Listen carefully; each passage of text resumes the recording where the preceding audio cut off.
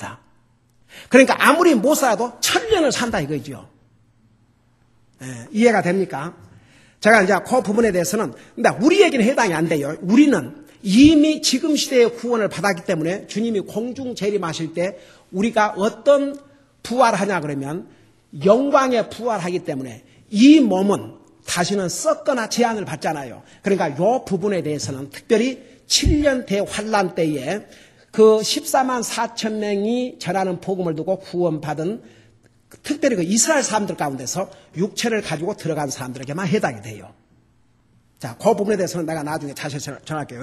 그러니까 우리가 말하는 하늘나라는 이런 그 이전 것이 생각나지 않게 하는 것이요, 영원한 기쁨이 있는 것이요, 다시는 슬피 우는 소리와 부르짖는 소리가 없는 것이요, 특별히 지금 구원받는 우리에게는 영원한 생명, 영원히 사는 곳이 바로 천국이 옵시다.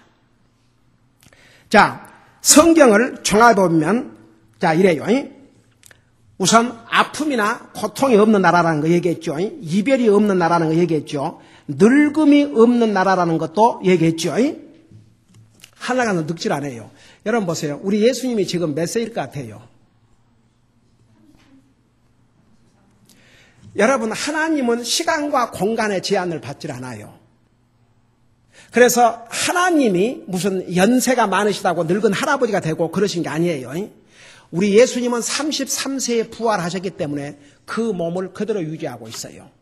오늘 우리가 하늘나라 가면 영광의 몸으로 받으면 그 몸은 늙어지는 것이 아닙니다. 예수님이 뭐라 했어요? 우리니까 천사와 같이 된다고 그랬어요. 천사는 늙질 않아요. 그래서 다시는 늙음이 없는 곳이 천국이 옵시다.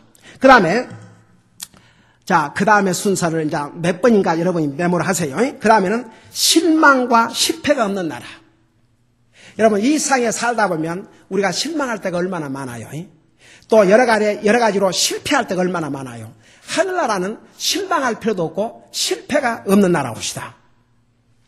그 다음에 하늘나라 어떤 곳이냐? 피곤하거나 무거운 인생의 짐을 짊어지고 걱정할 필요가 없는 나라. 우리 예수님께서 뭐라 하셨어요? 너희는 마음에 근심하지 말라. 하나님을 믿으니 또 나를 믿으라. 내가 너희를 위하여 가서 처소를, 너희 갈 곳을 마련하면 내가 다시 와서 내 있는 곳으로 데려가겠다 그랬어요. 하늘나라는 걱정을 할 필요가 없어요. 무거운 짐을 짊어지고 살 필요가 없어요. 많은 사람들이 이 무거운 짐, 스트레스 때문에 요즘 유행한 병 중에 하나가 있는데 그 병이 뭔지 아세요? 바이폴라. 두 가지 사람이 되는 거예요. 두 가지. 하도 스트레스를 받아가지고 두 캐릭터를 갖고 사는 거예요. 근데 한나라는 그럴 필요가 없다 그 말입니다. 그 다음에 한나라는 범죄와 악행이 없는 나라. 한나라는 죄 짓는 일이 있을 수가 없어요.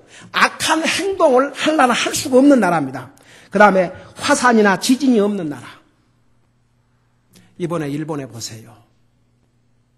무섭지요. 그리고 이번에 중부에 태풍이 알라바마를 휩쓸고 갔는데 완전히 폐허가 돼버렸어요. 폭탄도 그런 위력을 가질 수가 없어요. 300여 명이 죽었고 1000명 이상이 부상을 당했습니다.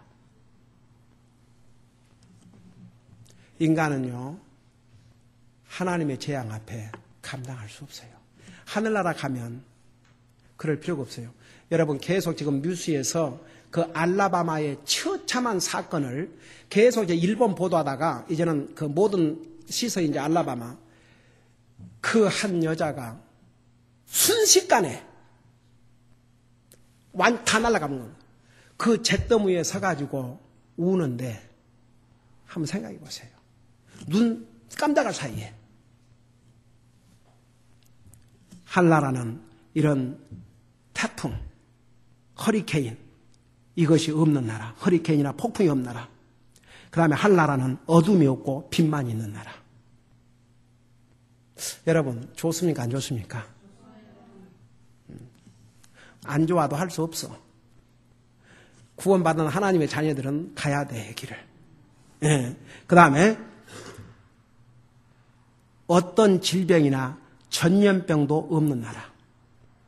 한나라는 병이 없어요. 어떤 전염병도 없어요. 여러분, 병은 물론 죄 때문에 왔지요. 죽음 자체가 죄 때문에 왔기 때문에 병은 인간을 괴롭혀요. 힘들게 만들어요. 그러나 하늘나라 가면 다시는 이런 육신의 병이 됐든지 마음의 병이 됐든지 그런 병으로 고통을 당해야 될 필요가 없는 나라다 그 말입니다. 그 다음에 하늘나라는 술 주정뱅이나 마약 중독자가 없는 나라입니다. 여러분, 어떤 사람이 술 중독자가 돼갖고 마약 중독자로 살았다 할지라도 그 사람이 주님을 영접하고 구원받고 하늘나라 가면 더 이상 그게 필요가 없어요. 여러분, 마약한 사람들이 왜 마약을 한 줄 아십니까? 그 마약을 안 하면 못 견디거든요. 왜 알코올 중독자가 왜 술을 먹지 않으면 못 살아요? 그 중독이 돼갖고 안 먹으면 못 살아요. 제가 오래전에 LA에 레스큐 미션이라는 게 있어요. 브라더 힐이라고 제가 거기 가서 사역했을 때는 그 브라더 힐이 지금 하늘나라 갔지만 하셨는데 거기에 여러 번 초청을 받아가지고 가서 메시지를 전한 적이 있어요. 한 200명 정도가 모이는데 거기는 거의 알코올 중독자와 마약 중독자가 모이는 곳입니다. 근데 벽에다가 뭐라고 써놨는 거 아니? Alcoholic beverage is a devil's juice. 이 알코올은 사탄의 주스다. 그래갖고 그래서 이제 그 알코올 중독자에게 복음을 전해가지고 그들이 주님을 영접한 다음에 그들을 이제 이 알코올 중독으로부터 해방을 받을 수 있도록 훈련을 하는 거예요. 트레이닝을 하는 거죠. 그러니까 거기서 먹여주고 다 하는 거죠. 근데 제가 이제 가서 여러 번 설교를 했는데 그 메시지를 전하고 이렇게 초청 시간이 되면 볼때처럼 앞으로 나와요. 그리고 주님을 영접하고 나하고 악수를 하는데 그때 그 디렉터가 악수하지 말라 그랬거든요. 왜냐하면 별의별 사람들이 다 모이니까. 근데 악수하겠다고 손을 내미는데 내가 어떻게 손을 거절합니까? 지금은 뭐 소독약도 많아가지고 그 맨날 가지고 다니면서 씻고 하지만 그때는 그런 시대가 아니거든요. 그래도 악수 오겠다는 사람들 다 악수를 하는데 그 냄새가 얼마나 독한지 이렇게 얘기를 하면 입에서 그 냄새가 특별히 알코올 중독자에서 냄새가 나지 않습니까? 근데 놀라운 사실은 거기에 한국 여자가 한 사람이 있었어요.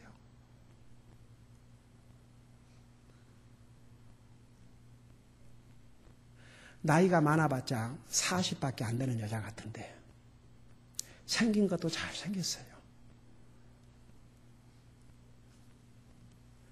그래서 사람들이 지금은 술의 노예가 돼 있든지 마약의 노예가 돼 있든지 향락의 노예가 돼 있든지 항상 여러분 자신이 그걸 안 하면 안 먹으면 안 되는 건 중독이에요. 마약하는 사람 그 마약을 하지 않으면 못 견뎌요. 그러니까 마약을 또 하게 되고 또 술을 하게 되고 그래서 여러분 저는 그 마약으로 인해서 고통당하는 가족들을 많이 봤어요. 제가 첫 목회 때 참 아들이 잘생겼어요. 부모가 이제 이민을 왔는데 이 아이가 중학교 때부터 마약을 하기 시작해가지고 3년을 학교를 안 갔는데도 부모는 모르는 거예요. 학교에서 그렇게 편지가 왔는데도 부모가 영어를 모르니까 본인이 받아가지고 그래가지고 이제 결국은 그 아버지 체크를 자기가 이렇게 위조를 해가지고 돈을 뽑아가지고 그 기운이 돌아오면 그걸 사먹어야 되니까 나중은 안 되니까 연장을 사가지고 이제 집을 터는 거예요. 그러다가 붙잡혀갖고 감옥에 갇혔어요. 내가 찾아갔어요. 그래갖고 이제 내가 감옥에서 이제 나와 있는 기간에도 계속해서 트레이닝을 받아야 돼. 그 트레이닝 하는 곳으로 가서 받아야 돼요. 그럼 제가 일주일인가 데리고 있어 봤어요. 내 집에 일주일 동안 있는데 그런 순한 양이 없어요. 근데 그게 돌아오면 얼굴이 새파래져요. 그리고 온몸을 부들부들 떨려요. 저는 아직도 기억나는 게 그 엄마가 목사님, 이게 뭐이라고 온 식구를 이렇게 다 망쳐요? 그래서 그런데 한번 나도 같이 먹어보자. 그게 뭐이길래 세상에 너를 망치고 이 집안을 다 망치고. 나도 좀 먹어보자 그랬대요. 하루는 그 아버지가 도저히 안 되겠으니까